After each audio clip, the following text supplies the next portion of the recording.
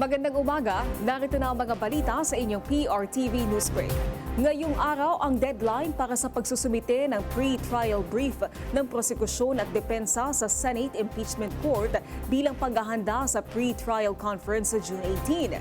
Alamin natin ang detalye mula kay Willie Delgado Jr. Willie. Naomi, kasado na ang mga dokumento at mga ebidensyang ihaharap ngayong araw ng House Prosecution Panel sa gagawing pre-trial brief sa Senado.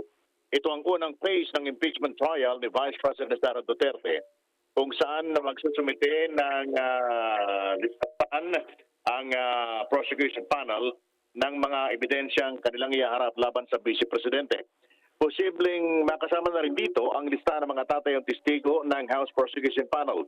Sa Huwebes naman, June 18, magaganap ang pre-trial conference kung saan naman opisyal na mamarkahan ng kapwa prosecution at depensa ang kanilang mga ebidensya. Samantala, naniniwala si Manila Representative Joel Chua, miyembro ng House Prosecution Panel, na dalawang bagay ang posibleng pinaghahandaan ngayon ng depensa.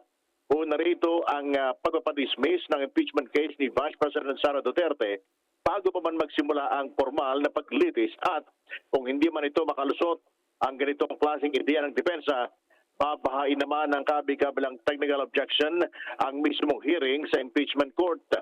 Lumutang ang kaisipang ito ni Chua dahil sa pagtanggi ng Vice Presidente na sagutin ang mga articles of impeachment na isinampalaban sa kanya. Kabilang dito ang misuse ng confidential fund, SALN, ill-gotten wealth at ang pagbabanta sa buhay ng Pangulo BBM, ang First Lady at si dating House Speaker Martin Romualdez. Naomi. Maraming salamat, Willie Delgado Jr. Samantala, pinalawak na ng pamahalaan ang anti-espionage program.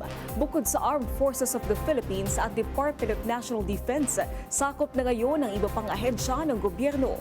Layunin ng Insider Threat Program na mapangalagaan ang mga sensitibong impormasyon laban sa posibleng pag-eespiya. Sa pamamagitan ng transparency strategy, ilalantad ang kilos ng China upang mahadlangan ang posibleng pagtatayo ng artificial island.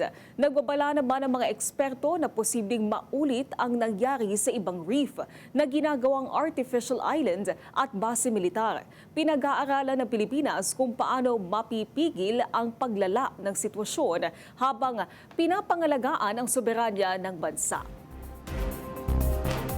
Para mas mailapit sa mga mamamayang Pilipino ang libreng tulong legal, binuksan ng Kamara ang isang legal aid desk para magbigay ng libreng konsultasyong legal para sa mga nangangailangan. Ayon kay Akbayan Party List Representative Shell Diokdo, katuwang ng Kamara ang House Legal Affairs Department at ang Integrated Bar of the Philippines Quezon City Chapter. Ipinatupad ito sa ilalim ng Unified Legal Aid Service Program ng Korte Suprema. At yan ang mga balitang nakalap ng inyong PRTV Newsbreak. Live kami sa free-to-air Beam Channel 31, Signal Channel 31 at sa YouTube. Tumutok din sa aming social media accounts sa Instagram, Facebook at TikTok sa @PRTV Prime Media. Ako po si Naomi Tiburcio. Magandang umaga.